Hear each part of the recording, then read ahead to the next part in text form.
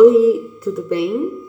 Para quem não me conhece, meu nome é Esther e tenho feito uma série de vídeos aqui no YouTube falando sobre a minha jornada de emagrecimento, como eu venho agindo, toda a minha rotina, tudo que eu venho fazendo no decorrer do tempo, eu venho conversando, falando com vocês, falando sobre questões de autoestima. E é isso aí. Se vocês não viram ainda os outros vídeos, corre lá para ver. Se inscreve no canal, dá um joinha, compartilha o vídeo, que assim eu venho trazendo sempre novos conteúdos para vocês, venho me dedicando bastante a obter informações, trazer informações boas para vocês e trazer bons hábitos, né? Mudanças de hábitos, né? Hoje eu vou falar um pouquinho para vocês sobre as questões da obesidade e os aspectos psicológicos da pessoa obesa, né? Bom, a obesidade, ela deixou faz tempo de ser uma questão de estética, né? Então, até para organizações mundiais, como é a Organização Mundial da Saúde, ela é considerada uma doença, um problema de saúde pública, porque ela não apresenta só problemas estéticos, né? Ela traz consigo muitos problemas interrelacionados de saúde, né? Problemas de circulação, problemas de ortopedia, problemas de diabetes, colesterol, problemas de coração. Então, uma série de problemas aí, fora que o tecido adiposo, ele é considerado um tecido constantemente em processo inflamatório. Então, assim, uma pessoa que está obesa e precisa fazer um procedimento cirúrgico, a cicatrização demora muito mais, a pessoa tem muito mais problemas na recuperação. Então, é aí um problema de saúde pública, tá? Tem uns números, assim, que são bastante alarmantes, né? Tem uma pesquisa publicada, acho que em 2012, que fala que o sobrepeso e obesidade em crianças em idade escolar aumentou 240% naquele período. Então, gente, é um problema que vem se alastrando pelo mundo e não tá mais acometendo somente a população adulta, tá acometendo as nossas crianças também. Isso é por conta dos nossos hábitos, por conta da modernidade, né? O nosso mundo, depois da industrialização, facilitou o nosso dia a dia com o consumo de produtos industrializados. Mas esses produtos industrializados vêm carregados de conservantes, realçadores de sabor, gorduras introduzidas para que melhore o sabor. Então, tudo isso passou a fazer muito mal para o nosso organismo. Não que não existam produtos industrializados bons e não que a gente não deva nunca mais consumir produtos industrializados. Isso seria o mundo ideal para a gente, mas não é. Mas tudo com equilíbrio e disciplina, né?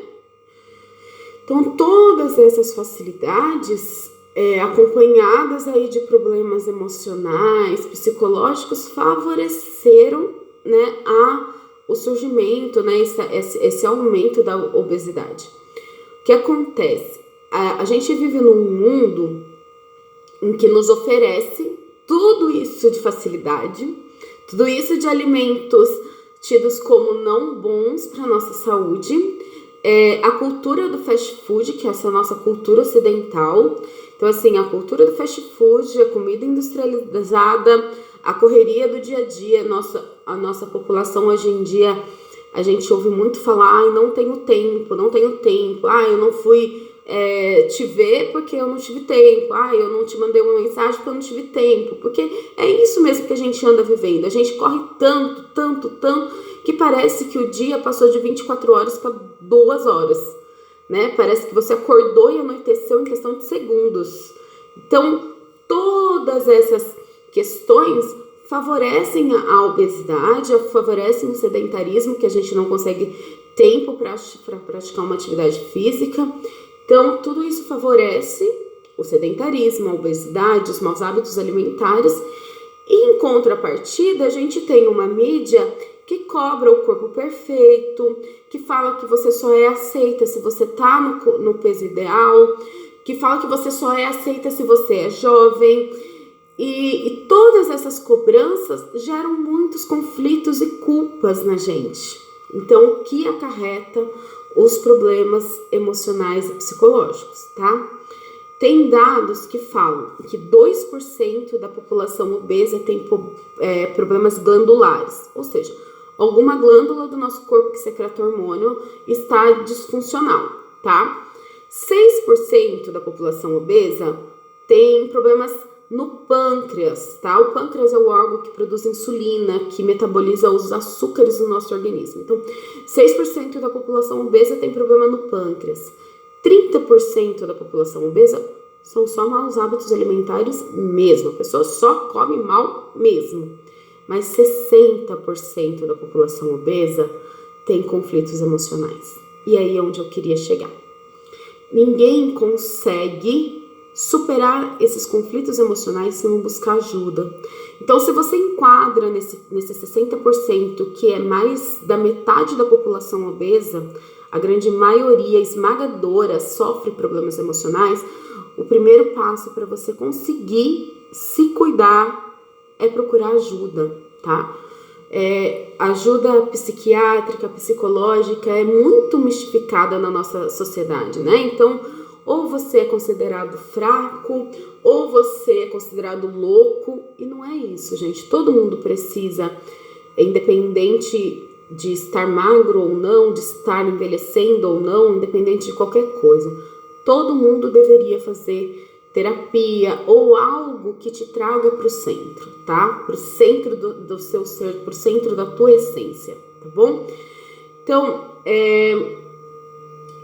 existem problemas emocionais, eu fiz até uma colinha assim, mais ou menos. Existem vários problemas emocionais ligados aí à obesidade, tá?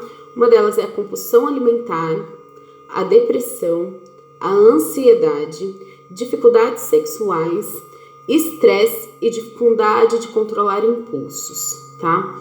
Essas são as questões aí que estão ligadas à obesidade, tá? O que você...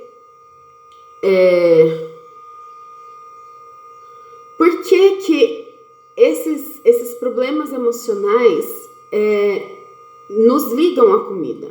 Alguns estudiosos falam que essa questão da gente buscar conforto no alimento vem desde lá da nossa primeira infância, quando a gente é um bebezinho que não sabe falar, sabe? Então aí a gente tá incomodado com qualquer coisa, a gente chora, a gente não sabe falar, eu não sei explicitar, eu não sei dizer pra pessoa o que eu tô sentindo. Às vezes eu tô incomodada com a luz, eu tô incomodada que eu tô deitada, eu queria ficar numa posição diferente e eu não consigo. O bebezinho chora por sentir desconforto, qualquer desconforto, seja ele fome, seja ele dor, seja ele incômodo mesmo. E a mãe também, por não saber identificar, acredita que tá chorando por causa de fome e vai lá e dá uma mamadeira pro bebê. E o bebê toma aquela mamadeira e se sente confortável, é gostoso, libera serotonina, né? E daí ele para de chorar. Então a gente passa a ligar esse conforto emocional, essa sensação de bem-estar, esse quentinho com o alimento. Então, isso se estende para a nossa vida adulta. Na nossa vida adulta, sempre que a gente se depara com algum conflito, que a gente não consegue falar, seja ele por insegurança, por baixa autoestima, qualquer coisa que você reprime ali e que você se incomoda e não consegue falar, e você come e se sente confortável, quentinho, e daí você entra nesse ciclo. Você se sente incomodado, você come e você se sente confortável, por consequência você engorda, se sente de novo incomodado, come de novo, engorda e você entra nesse ciclo vicioso. É por isso que muitas pessoas com obesidade se excluem da sociedade, entram em depressão, a compulsão aumenta cada vez mais. Então, é um ciclo. E para esse ciclo ser quebrado, não adianta eu falar para a pessoa que está vivendo esse ciclo que ela precisa parar de comer, porque aquele é o conforto dela.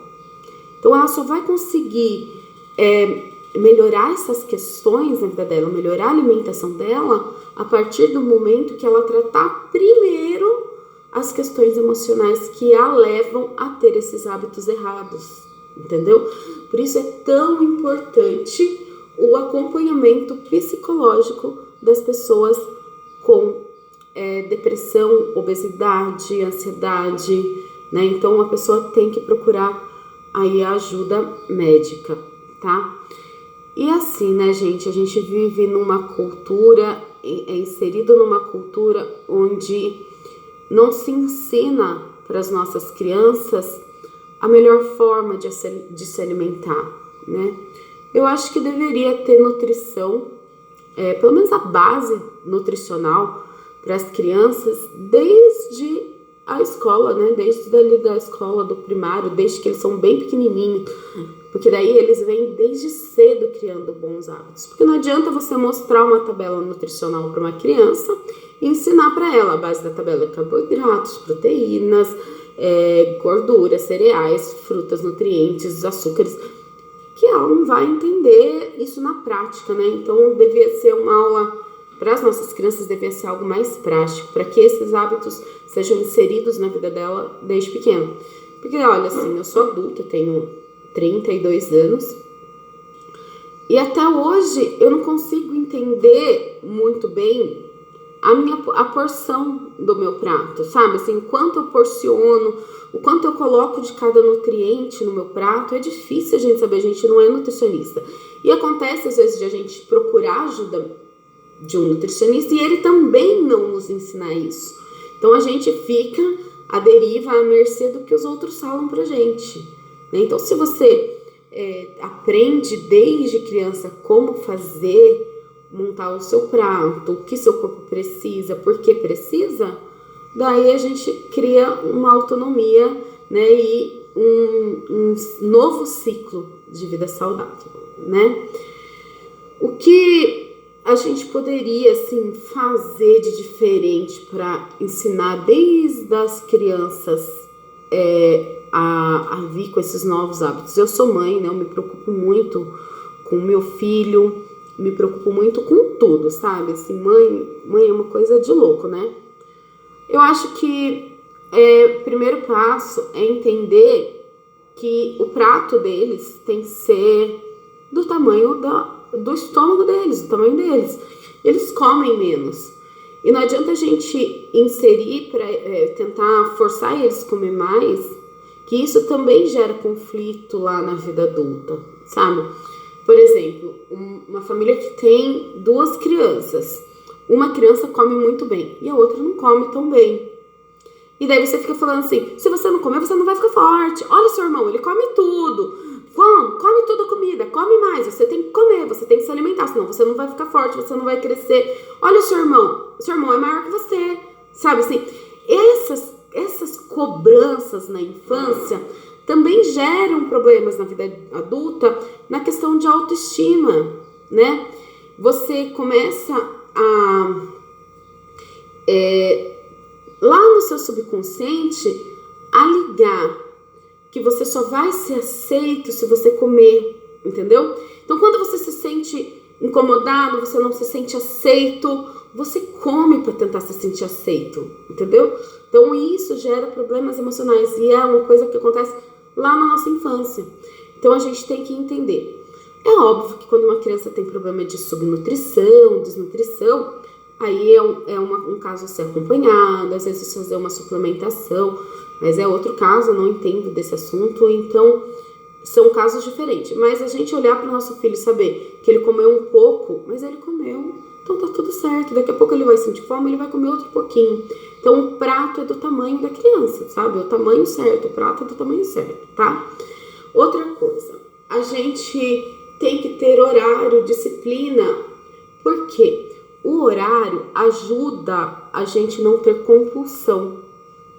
Se você sempre faz a comida naquele horário, você não vai dar uma mamadeira para a criança 20 minutos antes, porque ela vai estar cheia, ela não vai comer direito o que seria ideal, nutricionalmente falando, para ela, e daí ela vai comer de novo, só no horário de novo, aquela porção certa, com nutrientes certos. Então, assim, ter horários e rotina, né? Isso serve tanto para as crianças quanto para a gente também. Assim, muitos nutricionistas falam de comer a cada 3 horas. Muitos nutricionistas falam que isso não tem relação ao emagrecimento, a uma vida de hábitos saudáveis. Você pode comer 3 refeições por dia.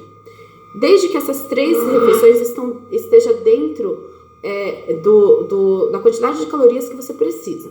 Se você é o tipo de pessoa que é compulsiva e sente muita fome, se você comer só 3 vezes por dia, então no café da manhã você vai comer muito, provavelmente no almoço você vai comer muito, provavelmente na janta você vai comer muito. E vai gerar descontrole. Se você só toma café e depois vai lá almoçar, e você sentiu fome nesse período, provavelmente você vai comer mais do que você deveria no almoço. Por isso que alguns nutricionistas defendem a ideia da gente tomar um lanche entre as refeições, porque você não chega na próxima refeição com tanta fome, você só come aquilo. Então, assim, rotina, horário é o que ajuda a gente na prática a controlar a nossa compulsão alimentar, tá? Então lá, o prato do tamanho certo, respeitar a quantidade do estômago da criança ou seu, você entender seu corpo, você entender que aquilo que você comeu já é suficiente, então o seu prato tá do tamanho certo, ajuda você a controlar a compulsão alimentar. O horário também ajuda você a controlar a compulsão alimentar. Outra coisa, dê exemplo. Não adianta você querer colocar aquele ditado em prática para as crianças. Faça o que eu falo, não faça o que eu faço. Isso não funciona.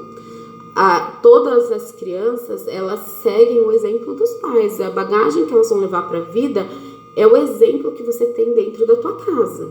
Então, se você cria a rotina de ter bons hábitos alimentares, ter produtos saudáveis na sua casa, ela vai crescer um adulto consciente, tá? Então, você tem que dar o exemplo, né? Então, a mudança não é só para você. A mudança é para sua família. Porque, afinal de contas, quem não quer que a família esteja bem também? Saudável, né? Sem problemas de saúde, sem problemas emocionais, né? Todo mundo quer, né? Outra coisa, a gente tem que espantar a preguiça. Espantar a preguiça é o mais difícil, né? Por quê? O que acontece? A gente, como eu falei, né? Todo mundo fala assim, gordinho é mais feliz, né? Mas é óbvio que é mais feliz. Quando você come, você libera o hormônio do bem-estar. Então, uma pessoa que come muito, ela tem muito hormônio do bem-estar. Mas isso não significa que ela é feliz, sabe? Esse hormônio, ele dá aquela sensação de prazer momentânea. Quando passa, todos os conflitos emocionais da pessoa voltam, tá? E daí ela entra num novo ciclo, aquele ciclo que eu falei antes, sabe? Comeu, se sentiu bem, liberou o hormônio do bem-estar, da felicidade, e daí você tá feliz. Passou o efeito do hormônio, você tá triste de novo, né? Você já tá se cobrando de novo, você sente culpa de novo, você vê o ponteiro subir, você come de novo para você ter de novo aquela sensação de bem-estar. Então é um ciclo. Qual é a outra coisa que também libera esses hormônios no nosso organismo? A atividade física. Pelo menos meia hora por dia a gente precisa ter a prática de uma atividade física. E eu acho tão legal, assim, na hora que eu venho do trabalho, eu tô andando assim na cidade, assim, tipo, a mãe correndo e o filho andando de bicicleta atrás, sabe? Bons hábitos de prática de atividade física liberam também hormônios de bem-estar e felicidade, que daí leva a gente num ciclo diferente, né? Um novo ciclo de vida saudável. Você praticou atividade física, você se sentiu bem com aquilo, e daí você não vai querer comer um Big Mac e acabar com tudo aquilo que você tá fazendo. Então você vai querer comer coisas saudáveis, sabe? Pelo menos é assim que acontece comigo, tá? Eu tô dando meu exemplo. Então você não vai querer ali quebrar aquele ciclo gostoso que você tá adquirindo, né? Então a prática de atividade física é essencial porque ajuda na circulação. Por que as pessoas falam que a caminhada é tão importante caminhar? Eu tô falando de caminhada de meia hora, caminhada leve, não uma atividade de alto impacto, tá? Corrida, essas coisas. Isso é muito bom para a saúde, eleva a frequência cardíaca, né? Tal. Mas a caminhada, por que a caminhada? Caminhar todos os dias, andar é tão importante? Porque diminui o risco de problemas circulatórios em membros, principalmente em membros inferiores, tá? Porque nosso corpo tem a circulação sanguínea, certo? Quem é a bomba que faz com que esse sangue corra pelo nosso corpo? O nosso coração, tá? Então você melhorando a sua frequência cardíaca, seu trabalho do coração, consequentemente você vai melhorar a circulação do seu corpo. Só que a gente tem uma força que age contra a nossa circulação de retorno, né? Por exemplo, a gente tem a gravidade. Nosso sangue que desce para os pés, ele tem que retornar para o coração, né? Então, vai sangue arterial, volta sangue venoso. Esse retorno do sangue venoso, para ele subir, não tem um coração lá embaixo que empurre o sangue de volta para cima, certo? Qual é a força que faz com que ele vá em direção ao coração novamente? Os músculos da nossa panturrilha. Então, conforme a gente anda, conforme a gente caminha, essa musculatura faz uma compressão nos vasos e empurra esse sangue de volta. Nossos vasos, normalmente, eles têm o movimento, né, das veias, que é o movimento que faz esse sangue subir. Mas sozinho ele não consegue empurrar esse sangue de novo. E o sangue parado forma coágulo, né? E esses coágulos entopem as nossas veias, as nossas artérias, e a gente precisa que ele se mantenha circulante para que o sangue se mantenha fluido, certo? Então, a nossa panturrilha, conforme a gente caminha, ela faz esse exercício de empurrar o nosso sangue de volta ao coração, entendeu? Por isso que a caminhada é tão importante. Então, olha aí, quantos benefícios uma simples caminhada de meia hora por dia te fez? Liberou endorfina, se eu não me engano, o hormônio do bem-estar, do prazer, ajudou na sua circulação sanguínea, ajudou no tônus muscular, você começa a ganhar tônus muscular, principalmente nos membros inferiores. Você não vai ficar bombado, mas você vai melhorar o seu condicionamento físico e melhora a sua frequência cardíaca, tá? Então, espantar a preguiça é um hábito que a gente precisa adquirir para que a gente tenha uma vida mais saudável e para que a gente dê também bons exemplos para os nossos filhos, certo? E uma coisa que é muito gostoso, gente, é muito gostoso mesmo, eu faço com o João desde que ele é pequenininho, é trazer eles para cozinhar junto com a gente. Trazer eles para a cozinha, traz seus filhos para junto da cozinha, sabe? Mostra para eles, olha, eu tô preparando arroz, né? Nossa, o arroz é a comidinha que dá energia, né? Para você, não precisa falar termos técnicos, muita gente nem detém esse tipo de conhecimento para poder falar. Mas traz, é arroz, feijão, a cenoura é saudável, beterraba, brócolis, traz eles para junto de vocês na cozinha. Porque daí o hábito de conhecer os alimentos, saber o que é saudável, o que não é saudável, fica inserido neles, né? E fora que é um momento muito prazeroso. O João Lucas adora cozinhar, adora estar na cozinha e a consequência disso é o reflexo na vida dele pro futuro, né? Além de todas as questões sociais, né, que a gente cria pessoas com autonomia, uma criança que tá ali participando da cozinha junto com a mãe desde pequena, é uma criança que não vai passar fome numa vida adulta. Um dia se vê sozinho, vai fazer uma faculdade fora, ele já vai ter o hábito de cozinhar, de saber escolher os alimentos, de preparo. Então, além desse contexto social, ainda tem um contexto da saúde e da formação de hábitos saudáveis nas nossas crianças para que eles cresçam adultos sem conflitos emocionais.